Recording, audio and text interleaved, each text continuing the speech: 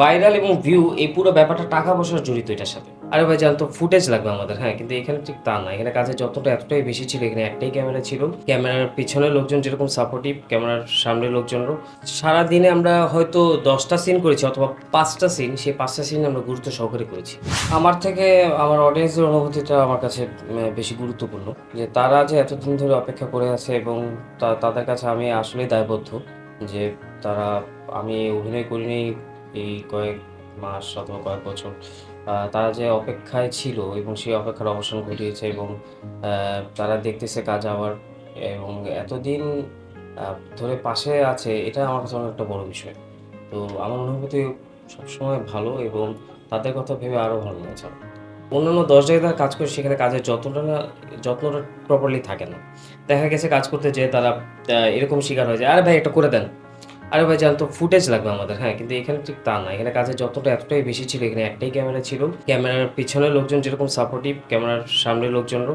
সারাদিনে আমরা হয়তো ১০ টা সিন করেছি অথবা ৫ টা সিন, সেই ৫ টা সিন আমরা গুরুত্ব সহকারে করেছি। হ্যাঁ? এবং অভিনেতা অভিনেত্রীরা যে ধরনের এক্সপেকটেশন ডিরেক্টরের প্রতি রাখতো যে, "ভাই ১০ টা পরে আর কইরেন না।" হ্যাঁ? ঠিক সেটাই ডিরেক্টর "ঠিক আছে আর করব না।" হ্যাঁ? ঠিক প্রপার টাইমে সকালবেলা এবং আমি এরকম দেখি নাই যে কোনো আর্টিস্ট সকালে হয়তো ফার্স্টের ১-২ দিন কোনো আর্টিস্ট হয়তো দেরি করেছে। কিন্তু আ আ ১-২ দিন পর আ সব আর্টিস্টের প্রপার টাইমে এসেছে এবং আ সবার মধ্যে না একটা ব্যাপার তৈরি হয়ে গিয়েছিল যে ফ্যামিলি যে ইস্যুটা, হ্যাঁ, এই ফ্যামিলি ফিলটা সবার মধ্যে চলে এসেছিল ২ দিনের মধ্যেই। যে আসলেই বাবা বাবার জায়গায় এবং লাঞ্চের টাইমে হয়তো ভাবি আগে খেয়ে ফেলছে। ভাবি আপনি আমাকে ছাড়া খেয়ে ফেললেন। এই ধরনের মজাও করেছে এবং সবাই একসাথে খেতে যাওয়া, হ্যাঁ? এই পুরা ফিলটা না আমরা যখন আগে কাজ করতাম তখন ইউজুয়ালি আসতো হয়তো 2nd লটে আসতো। কিন্তু 1st লটেই এরকম ১-২ দিনের মধ্যে চলে আসাটা যেটা সবাই খুব গুরুত্ব দিয়ে কাজটা করেছে আরকি। আমার এখন ব্যস্ততা দেনা-পাওনা নিয়ে এবং নতুন কিছু স্ক্রিপ্ট আসছে হাতে কিন্তু আ ঠিক ব্যাটে বলে মিলতেছে না স্ক্রিপ্টগুলো। আ আপ সব স্ক্রিপ্ট আমার পছন্দও হয় না। তো যে কটা স্ক্রিপ্ট এসেছে দুটোতেই আমার না বলতে হয়েছে আরকি। আ কোনো এক কারণে এবং সব যে স্ক্রিপ্ট আমি সবসময় হ্যাঁ বলি তা না। আমার ক্যারিয়ারে নায়ের সংখ্যাই বেশি। তার এই নিয়ে এইগুলোই ব্যস্ততা। ঠিক দূরে ছিলাম তা না, কাজ করেছি। একদমই অফ ছিলাম না। কিন্তু কাজগুলো সময় মতো অন এয়ার হচ্ছিল না। যেই কারণে আ বিরতির সময়টা আরো বেশি বেড়ে গিয়েছিল। এই কারণে আমার নিজের কাছে একটু খারাপ লাগছিল। ভাইরাল এবং ভিউ এই পুরো ব্যাপারটা টাকা পয়সা জড়িত এটার সাথে। আমি অবশ্যই যেখানে টাকা পয়সা জড়িত সেখানে লাভ লসের বিষয় আছে। সেখানে প্রোডিউসারের টাকা ইনভলভ, হ্যাঁ, সেখানে নায়ক-নায়িকা ইনভলভ, হ্যাঁ? সবার দায়বদ্ধতা বেশি।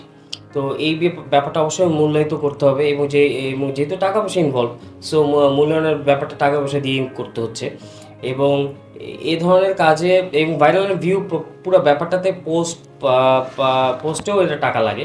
আ বিভিন্ন ধরনের বুস্ট-টুস্ট করতে হয়। তো আ এবং আ ফরচুনেট হতে হয় প্রবাবলি এবং কিছু জায়গা হয়তো শুটের সময় ডিরেক্টররা আ আর্টিস্টরা ফিল করে যে এই জায়গাটুকু হয়তো ভাইরাল হবে। হ্যাঁ, এই জায়গাটা তো ভাইরাল হবে। অ্যান্ড এইটা আবার কখনো ক্ষেত্রে হয়ও না। আবার কখনো ক্ষেত্রে যেটা হওয়ার কথা না সেটাও হয়ে যায়। তো যেহেতু টাকা-পয়সা ইনভলভ, তো এই বিষয়ে আমি আর তেমন কথা বাড়াতে চাই না। কারণ আমারও আম আজ হোক আর কাল হোক এই এই ইস্যুতে আমার মনে হয় কাজ করতে হবে। আমার মেক্সিমাম কাজই আপনারা পরিবারসহ দেখতে পারেন, হ্যাঁ? তো এইটার আ মূল কারণ হলো কি আমার কাছে এ ধরনের স্ক্রিপ্ট অ্যা একটু আমার স্ক্রিপ্ট বেছে কাজ করতে হয়। যেটার কারণে একটু সময় লাগে আমার। আর আ স্ক্রিপ্ট যে আমার কাছে আসে না ঠিক তা না। সব ধরনের স্ক্রিপ্টই আসে। কিন্তু আমি আমার একটা ধারা বজায় রাখি। সেই ধারাটা মেইনটেইন করতে যেয়ে হয়তো একটু সময় লেগে যায়। কিন্তু আপনারা নিরাশ হবেন না এবং আমি চেষ্টা করব আমার ধারা অনুযায়ী আমি কাজ করে যেতে এবং একটু ভিন্নধর্মী ক্যারেক্টারে অভিনয় করে এবং যত তাড়াতাড়ি সম্ভব এই কাজগুলোকে আপনাদের সামনে নিয়ে আসার এবং আ আমি ডিরেক্টরদের এবং প্রোডিউসারদের বলতে চাই, আপনারা একটু ভিন্নধর্মী স্ক্রিপ্ট যদি থেকে থাকে, আপনারা আমার কাছে নিয়ে আসেন। এবং নতুনদেরকে খুবই আমি নতুন ডিরেক্টরদেরকে খুবই welcoming. You guys are most welcome. যে আমি তোমাদের সাথে কাজ করতে চাই। হয়তো আমি তোমাদের কাছে একটু পুরোনো মানুষ হতে পারি, কিন্তু আমার অভিনয় তোমাদের কাছে নতুন লাগবে।